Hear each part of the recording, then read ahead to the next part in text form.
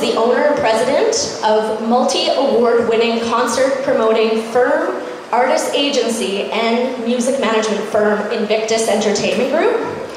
With over 700 promoted and produced shows yearly, Invictus has forged solid, reliable relationships. These relationships include agencies, management companies, artists, and building. Invictus boasts the most extensive secondary market touring alliance, greatly expanding in the North American market based for international touring. Never being one to succumb to a challenge, Cressman developed his 360 model, evolved his portfolio further by leading Invictus Entertainment into Polestar's top 100 promoters in the world list. Jim is also the president of Big Star Recordings, a record label jointly ventured with Universal Music Group Canada. I would like to introduce Jim Cressman. I don't know if it's good form if the introduction is longer than the speech, but thank you very much for that, Tracy. It's a pleasure to have all of you here today. You know, the truth is, I don't know Jason that well. I didn't grow up with him. It's not like we've been lifelong friends. But I did do something that probably some of you have done, and I would suggest the rest of you do, which is take a few minutes, sit down with him, and let him share his vision for the future of this community. He's going to do that obviously today, but if you get some time, spend some one-on-one time with him, because what you will be possibly most impressed with is not just what he says, but how he listens. And if you're going to be in public service, you have to be about service. And one thing I learned when I sat with Jason is that he has his vision, but he's also willing to take the feedback, be somewhat malleable to the needs, the wants, and the desires of the citizens of this community. So I'm very excited to see him step up, go after a job that not many people are courageous enough to take, and very excited to have all of you here today to share this moment. And there'll be more speakers, so I'm going to make room for them. Thank you so much for being here. So next we have Nicole Clark. Nicole is the founder and CEO of KISS Strategy for Business Inc. She has been training and coaching entrepreneurs for over 30 years. Since bringing her business to Penticton, she has helped over 200 South Okanagan milk meat entrepreneurs launch or expand their business. In the community, Nicole has served on the board of Sowens, the Penticton and Wine Country Chamber of Commerce, and is currently the past president of the Penticton Women in Business. She is an avid supporter of shopping local and goes out of her way to find locally owned businesses. She and her husband Don thoroughly enjoy the entire experience of living in Penticton, from attending the farmer and community markets and building 2 OHA hockey players. Welcome, Nicole. Thank you, Tracy. I just want to say that billeting 2 OHA hockey players is the definition of insanity. I am super excited and proud to be up here in this room today with all of you while my friend and colleague Jason announces his run for mayor. I sat with Jason at the table on the Penticton Chamber board and witnessed him always continuously stepping forward, speaking with facts when he has an opinion on something. He's not just shooting off his mouth, he actually knows what he's talking about. Last night I joined the Chamber membership appreciation event, Murder in the Vines, a little bit late, and as I approached the Township 7 patio, someone screamed, like blood-curdling scream, and fell to the ground saying, "No, no, it's Jason. Jason Cox has been murdered." And I thought, well, that sure opens up my day tomorrow. I can assure you, Jason is alive and well and quite ready to take on the position he's aspiring to as mayor of Penticton. I spent The first time I met him was in a workshop when he was doing a business plan for the People's Soda Co. And so I had the pleasure of watching him build that business and go to Dragon's Den and be offered a contract at Dragon's Den. He certainly brings a wealth of business experience to the position. But that doesn't define Jason. Jason is passionate about Penticton. I don't know if I've met anyone else as passionate about our beautiful city here. And he's taken that passion and volunteered on many civic committees, on boards of nonprofits, and indeed held his very own town hall meetings over the past year to reach out to the residents and say, what do we need to work on? Let's talk about housing. Let's talk about crime. And got the feedback from the people who could participate in those meetings so that he could actually build a platform that will work here in Penticton. The really great thing about those, because I couldn't attend them, was that they were there on Facebook Live. And so I could attend them virtually, and as could many other people, reaching as many citizens as he could. His leadership qualities, I think, are known by everyone who knows him. He's a very strong leader, a strong communicator, and he has strong values, which sometimes means he'll speak his mind. But that's okay, because as I said, he does it with facts, fact-based. So, Jason, I'm delighted to endorse your campaign. I know that you will be an astonishing mayor of this city. And I have to say, though, that he comes with a bonus, because if he wins, our First Lady will be the lovely Millie.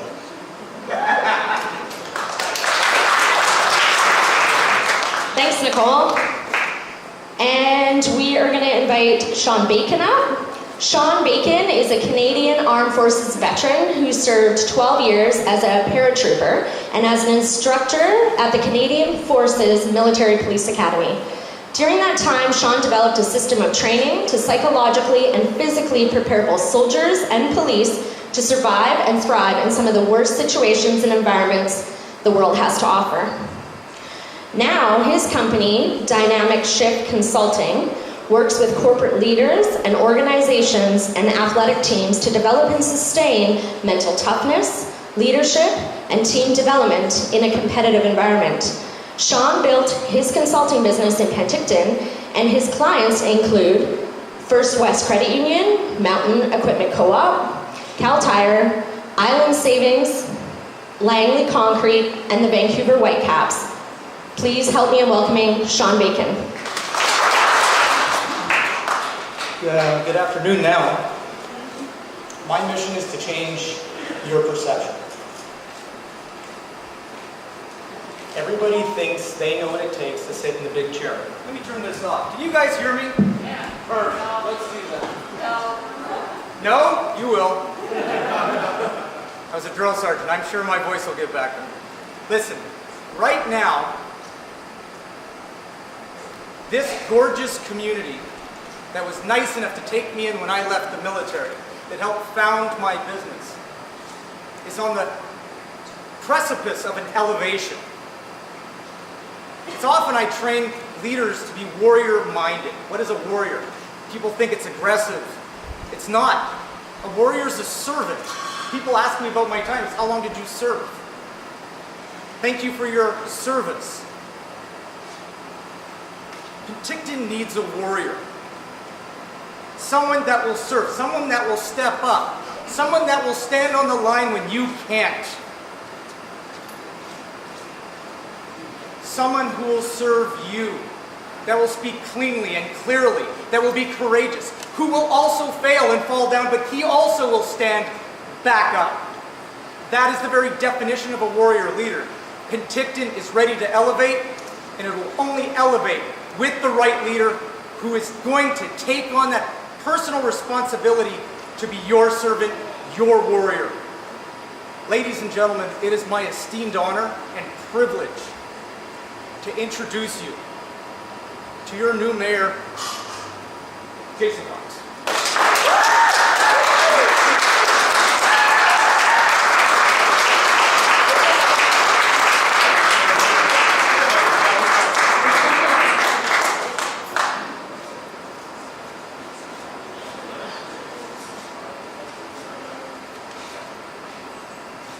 Thank you. And wow, obviously a big thank you to Sean and Nicole and Jim for believing in me enough to come out here and stand up and say such nice words about me. I also want to thank all of you for being here today. It's nice to see so many of you in the room whom I've known for many years, and some whom I haven't even had a chance to meet yet. For the benefit of all of you who are here or watching as we stream this live online, allow me to introduce myself. My name is Jason Cox. I was born in a very small town in northern Ontario. My father was a machinist at an iron ore mine. My mom was a waitress. When I was just 6 years old, my parents divorced and my mom and I moved west to Calgary. It was just her and I against the world.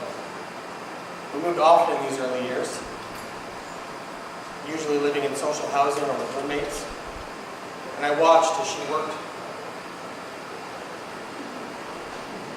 As she worked so hard to provide a better life for me.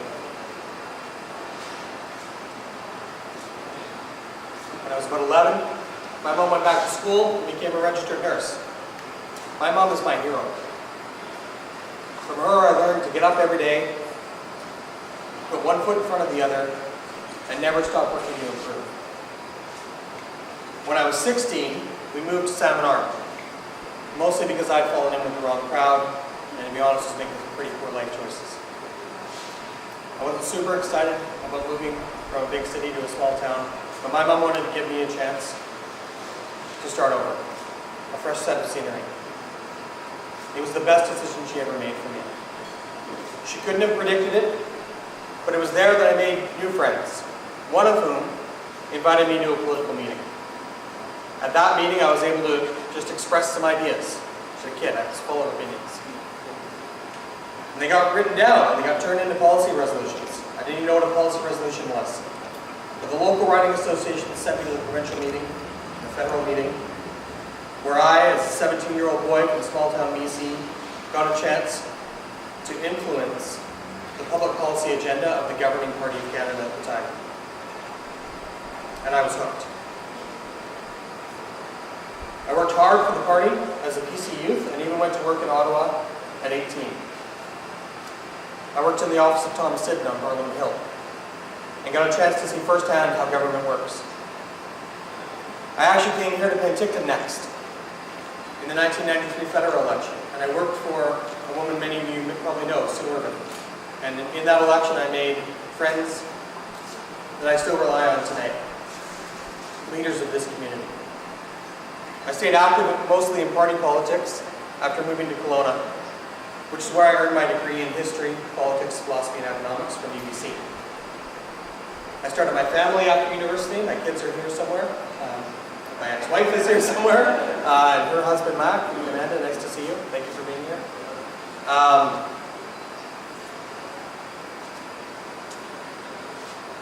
I started my family, and I also started my entrepreneurship. I learned a lot in Kelowna, but I never really felt at home there. After starting my career as a business banker with RBC, I was actually recruited by Valley First to move here to Penticton. I immediately fell in love with this city. I had never felt so at home in all my life. I rented a small apartment from Bruce and Lynn Shoney on Front Street, and I thought I was in heaven. Half a block from the beach, half a block from work. My commute usually involved having to wait for one or two cars before I crossed the street. But I took that first year to focus on my kids, and on my job, and on myself. In 2005, I wanted to get active in the community, so I ran for a position on the Chamber of Commerce Board. There, I've been able to build a strong network and also continue that passion for public policy. In my 13 years elected to the Chamber Board, I've been lucky enough to be named president 3 times. I've learned leadership in a proper governance model, and I've honed that governance model and my advocacy skills by being only the 3rd person from Penticton to sit on the board of the BC Chamber of Commerce. The 2 who went before me, Gus Boersma and Jared Frederick. Talk about standing on the shoulders of giants. Locally, I've been able to bring that knowledge of governance, advocacy, and my network to other community organizations. In the process, I've worked with the people who are working every day in the committees and not-for-profit societies to make life better in Penticton. And all of that experience I've just told you about is what has led me to this day right here. And now that I've had a chance to tell you some of what I've done, let me tell you what I want to do. I want to be mayor of Penticton. Worst kept secret in Penticton. Why not run for council first, I've been asked. Because I believe there are duties that come with being a mayor that are exactly how I can best help this community. The mayor is the spokesperson for the city. Penticton needs a mayor who is a strong advocate for its people. Penticton needs a mayor who will fight for jobs, investment, and social justice. Penticton needs a mayor who has the understanding that while running a government is not the same as running a business, there are business principles that apply. Business principles like doing proper due diligence on proposals and contracts, having a positive, consumer-friendly approach, budgeting and living within your means, the ability to set a strategic plan from 30,000 feet and direct operations to deliver, and then use that as a basis for review, measure, and the plan to move forward. And finally, that stability, consistency, and predictability are just as important as bold decisions, growth, and delivery. One of the important issues we will be facing going forward is public safety. We need to take our city back from the drug users and petty criminals who drastically change our town. We need to work with the authorities to establish clear expectations and hold them accountable. We need to review the money we budget for public safety and ensure that we are getting the services we're paying for, and identify the gaps in service. I'm not saying the police are a problem. I'm saying let's find out what they need to do their job. And it goes further. The mayor of Penticton should have a strong network and be able to collaborate with other municipal leaders who are facing the same problems in their communities, and sit on the corner of the desk of the Attorney General of BC and make sure that prosecutions actually lead to meaningful convictions. I've been at the table in many meetings in the community related to public safety. The truth is, we know mostly who the bad actors are. In order to meet what must be ambitious targets for crime reduction, we must begin taking action where we know the problems exist. The analysis has been done, the data has been compiled, the response has been measured, and the problem has been downplayed for far too long. Data and numbers will only get you so far. You also need the guts to deal with the moral imperatives of government. What matters at the end of the day, beyond the metrics, beyond the reports, is that the people of Penticton feel safe in their homes, in their workplaces, in the streets, parks, and beaches. Now I want to be clear and separate criminal activity and addiction.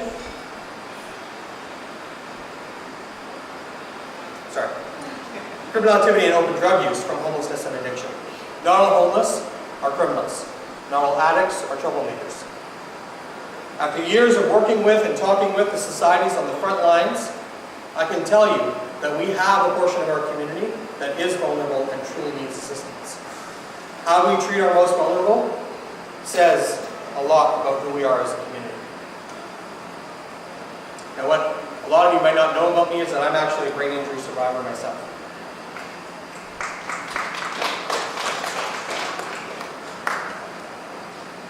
Thanks for the pity applause. I often say, though, how fortunate I am that my injury was the result of a car accident, and that insurance was able to help me recover fully, or mostly fully anyway. There, but for the grace of God, go I. It's an expression that means it can happen to any of us. I have been to the weekly Partners in Community meeting, where many of our agencies who work with the vulnerable citizens of our community come together to discuss cooperative case management and opportunities for assistance and cooperation. I can tell you that not only is our homeless population, for example, growing, it is aging. These agencies are chronically short on funds, short on staff, and short on time. The Mayor of Penticton needs to meet with them, hear their challenges, have an open discussion with the community, and create made in Penticton solutions, and then go advocate for those solutions. And when I say advocate, I mean fight. I mean fight to fill the gaps in service that exist, gaps that children and senior citizens and whole families are falling through every day. Another huge issue facing our community is what I refer to as affordable living. Too many people are finding the cost of living to be a challenge. Too many seniors and people on disability with fixed incomes are having to choose between buying food and paying their bills. Too many people are having to sacrifice opportunities for their children just to keep a roof over their heads. Affordable living is not just about affordable housing, but about the number and amount of fees, charges, and rates that are piled on. Some of these are beyond the direct control of municipal government, and some are not. First and foremost, affordable housing is a spectrum. It's not just about people being able to find a place to rent. That's more of a symptom than a cause. The cause is the rising price of real estate, and the challenge that many people face in even getting into home ownership. Vacation rentals in many cases are not an indication of greed, but rather necessity. People who are renting spare rooms in their house are not doing it because that's how they like to meet people. They're doing it because that's how they afford their mortgage or their rent. The surest way that we can help reduce both of those is by influencing supply and demand. We need wise growth, not just smart growth. We need to understand that densification and infill is appropriate in some areas, while carriage homes and suites are important in others. We need to help people afford a residence, and we also need to help them afford their bills. Now, the city owns its own utility, and that is an asset. But I've looked at the numbers, and I can tell you that in some cases, utilities paid by renters are keeping taxes low for people who own property who don't even live in. In some cases, residential property taxes are covering the cost of business taxes in order to attract business. What we need to do is open up the books and make sure that we are allocating properly, fairly, and equitably. Of course, affordability is best countered with opportunity, and with my experience as a business banker and a business builder in this city, I see tremendous opportunity for jobs and prosperity. I understand that the key to a strong economy is helping to foster and grow local small business. I know that we can help improve the city's economic development approach to create real opportunity for real employers in Penticton. In recent years, I've served on the Economic Development Committee, and I've been part of the tremendous work done to gather and understand the data. One of the things that's come out of that department in recent years is a resource called Starter Okanagan. I think we've only touched the tip of the iceberg with that opportunity. Currently, it's a job portal, which is great, but what if that could also be a portal for local businesses to connect with each other, place bids, win contracts, and draw bids from other communities? Imagine a city that's a hub for opportunity and connectivity, where resources can be shared and knowledge can be leveraged and multiplied. It's also time to improve our approach to economic development that goes beyond outdated economic incentive zones and business tax multiplier schemes. I was at the table when economic incentive zones were first conceived, and I lobbied the council of the day to adopt them. That was way back in 2008, and you might remember that the world economy was kind of failing at the time. Well, guess what? Markets have recovered. And this government still clings to EIZs like a dogma. There comes a point where after 10 years, it's not an incentive anymore. It's an expectation. It's time to innovate. Another area of improvement lies in living up to the picture that we present as a destination to do business. Penticton has frequently been named one of the top cities in the country to be entrepreneurial. I believe that comes down to the ingenuity and creativity of the people who live here, who, if they lose a job, rather than travel up north or move completely, look to create an opportunity for themselves. Unfortunately, I've heard too many stories of businesses, festivals, events, and investments that have been promised great things at face value, only to be met with the reality of moving goalposts, poor communication, and broken promises. This is not what I referred to earlier as sound business practice.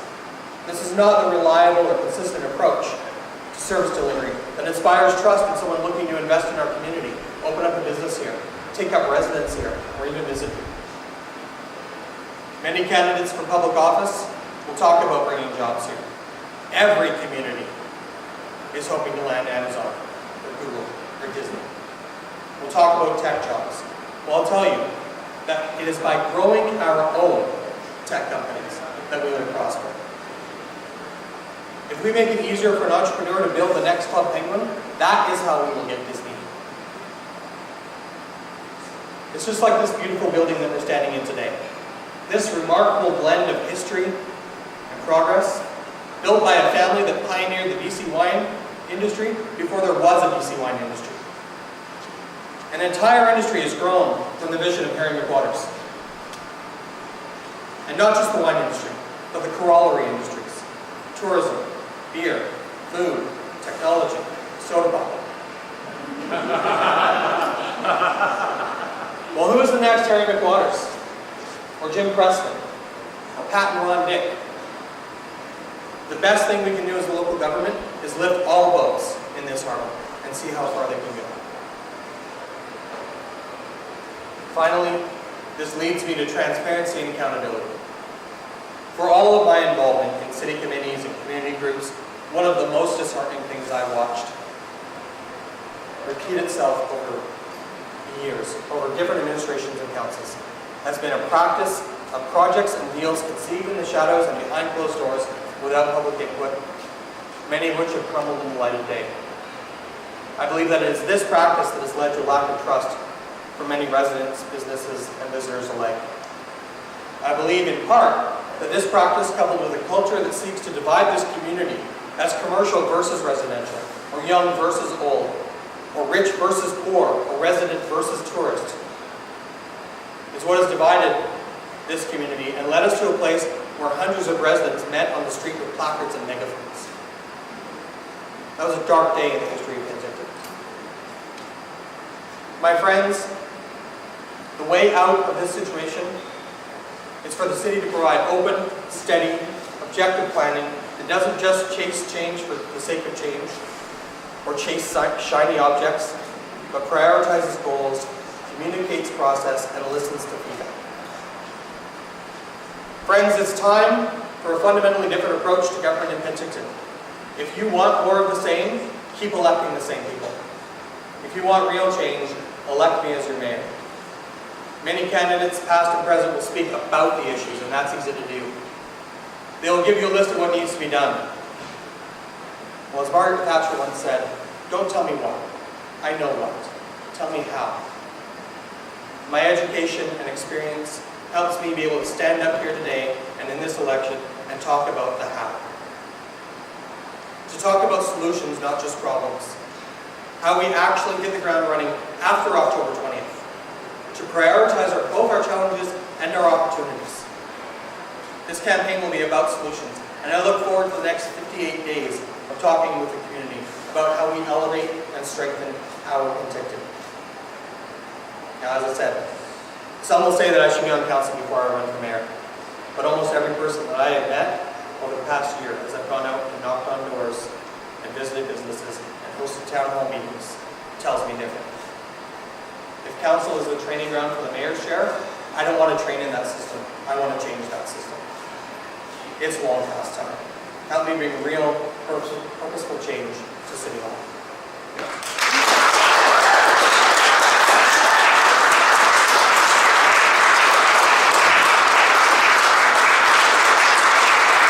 Thanks, Jason. Just a couple last things before you guys leave. Jason and everybody here, We would like to thank Time Winery for having us, and Nathan from Nonstop Productions for the assistance today. And thank all of you. And there is sign-in sheets just on your way out. If you guys can put your name down, if you want to help, volunteer with Jason's campaign, that would be greatly appreciated. Thanks for coming.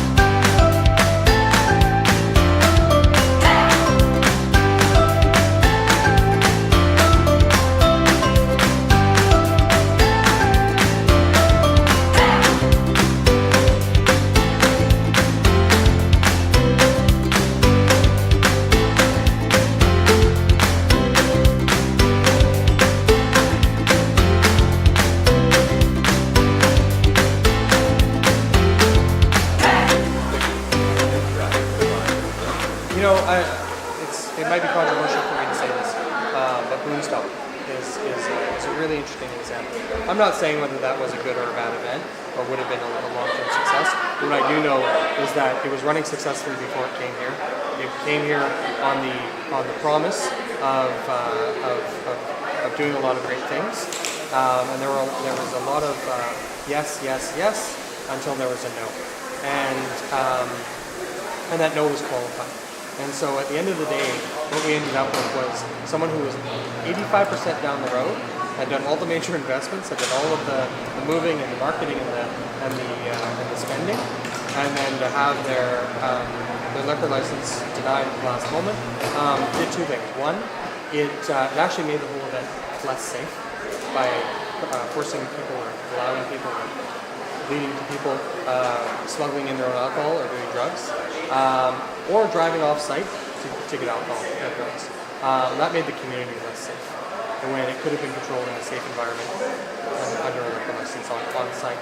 It also bankrupted the event, which, you know, I never met the man who was putting the event on. I'm not his advocate, but I do know that a number of local businesses that never got paid because he never made the money he needed to make off that event. Now we have an empty festival grounds, a populace that has a bad taste in their mouth around festivals, so we challenge people to bring one here again. And what it ultimately comes down to is if someone is led along a garden path to the point of no return and then given a no. What I learned as a business banker is sometimes it's better to give a quick no than a long and qualified yes. But when you stick qualifications on right here, you make it unrealistic and possibly jeopardize the project. And I think that's a really good example of where that happened. Are you hoping that a couple of new councillors are elected so you won't be a lone wolf, or you don't care? I'll work with whoever gets elected. In fact, I admire the longevity and service of some of the people around the table, and I know All of them personally, and I speak highly of anyone who gets into government. I think some of them are frustrated even by the process that I was referring to myself earlier. This sort of idea that when you get elected, you are trained and shown the ropes of this is how we do it. Rather than being allowed to work in an environment where we say, how can we do it? How can we do things differently and better and more effectively? You mentioned your mom. Can I get her name?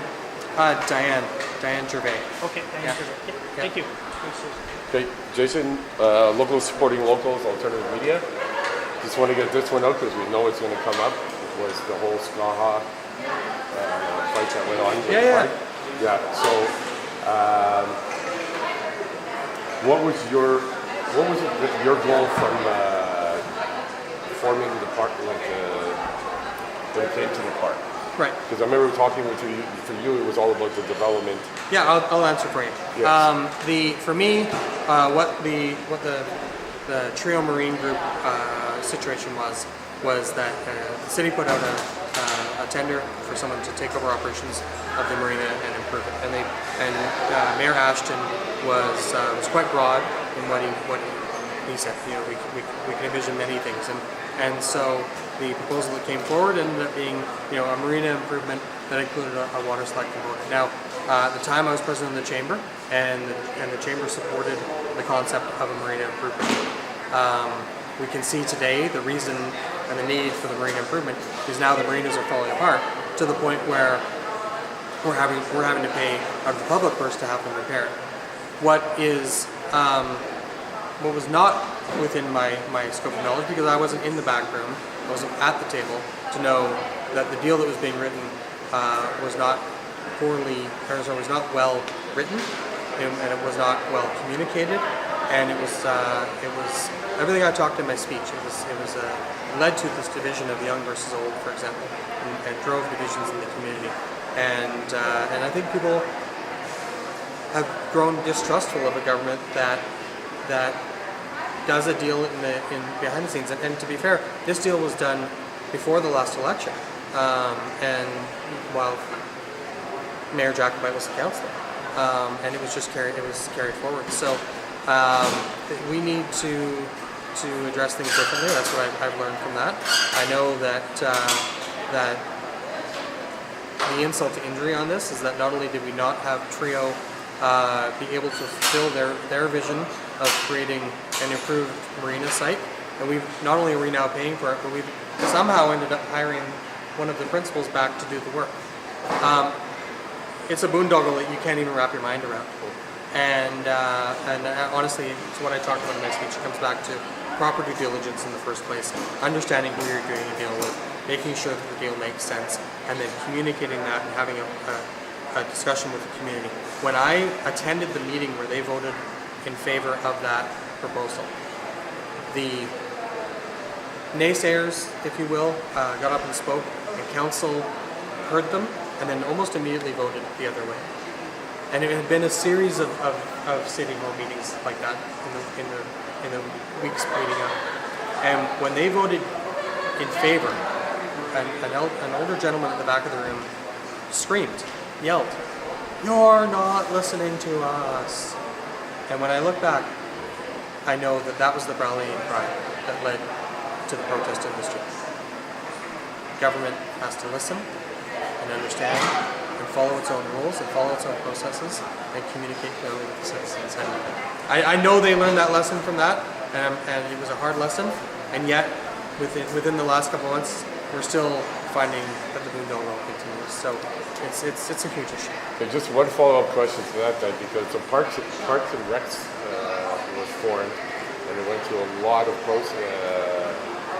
processing so that they determine what goes on with our parks and what those parks officially mean and everything else like that. And then we get our first one that comes up to bat was local land. Thanks, Nate.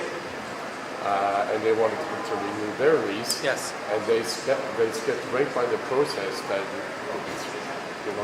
this team spent so much time building up, and they skipped around it, and the council didn't tell them that they must follow this process first. So what are your thoughts on that? Well, my thoughts are that maybe they haven't, with all the mea culpas from the mayor's chair, maybe he hasn't learned the lessons that he's mea culpa.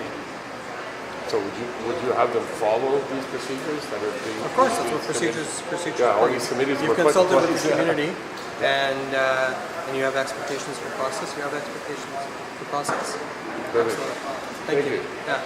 Hey, Scott, how far? Yeah. I think at the time, I don't have it specifically, but I think you supported the idea of water slides as increasing business. And I quote, at a public hearing, you said this to council, don't be dissuaded, carry on forward, thank you for your leadership on this. It sounds like you were all in on this. So Yeah. do you regret that now? No, like I said, I don't regret my statements or my position. I was representing the chamber, and I was speaking in strong support of what I believe to be a minor improvement with one of those water slides. This community, in the last 2 elections, we've heard people, families that are clamoring for water slides in the community. So what I actually believe is that could have been a really nice addition to the process. And without getting into the whole debate of exactly what was being affected, I'll stand by other statements I made in front of council, which is most of that proposed site that would have included water slides was actually parking lot, not parking. Right? So, but the miscommunication and the level of angst that grew out of the community wasn't even, I don't think, about how many trees or blades of grass were going to be affected. I believe it was about the politicians in the chair didn't properly listen to people or explain what was actually going on. They sat in chambers on the second floor while people rallied in the street, and that was a breakdown in communication that only fed the miscommunication. So I understood the proposal as it was presented, and I supported it. What I didn't know was how poorly it would be constructed in the background, or how poorly it was going to be delivered and communicated. I think the other burning question people have is you weren't eligible to run the last election, I think, because you didn't file your paperwork from the one before that. How come you didn't file your paperwork? That is a huge life lesson for me.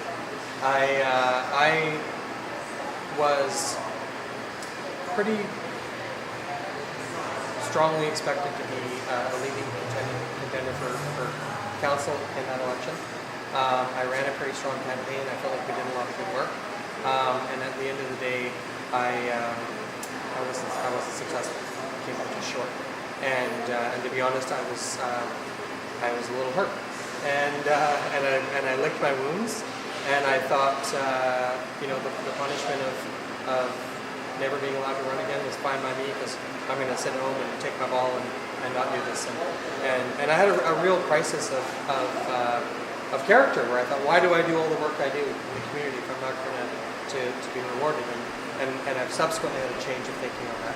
And that is that the reward for a job well done is the opportunity to do more. And so what I need to do is continue to do the work that I care about. That my whole life, since I was 16, 17 years old, public policy, making things better for the community, is the reward itself. And if the community one day feels that I've done enough good work that they want to see me do more, then I'll be elected. And so, about 5 seconds and a cup of coffee after I didn't file, I immediately regretted my decision. And I did my time. I sat out the last election. I sat on the sidelines.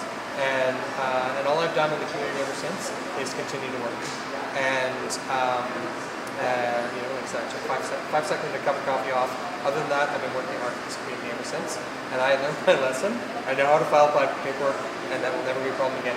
And the paperwork that didn't get filed, there's nothing hidden or concerning about that. That will be posted on my website, and anyone is welcome to view it and see that my contribution. I was largely self-financed, other than some really nice people who donated that paper.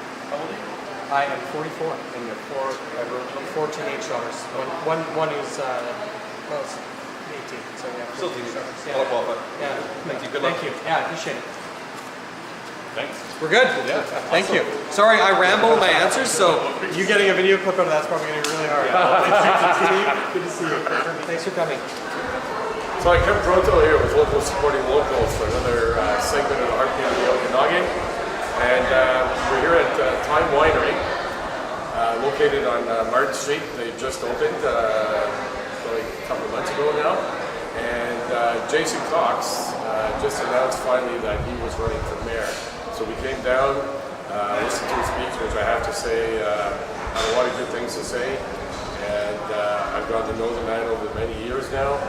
And if you can follow through on what he said there, this is definitely going to be a race to remember here. And I hope the best for him here. So yeah, have a good listen to what Jason has to say here. And we're going to be interviewing other mayotorials if they'll meet with us, and as well as councillors. And we got some good tough questions. We will be interviewing Jason as well, because we do have concerning issues. And so we look forward to doing that. And you can find us at localsupportinglocals.ca. You can look under our videos, our articles, and find us on Facebook, Local Supporting Locals. And thank you.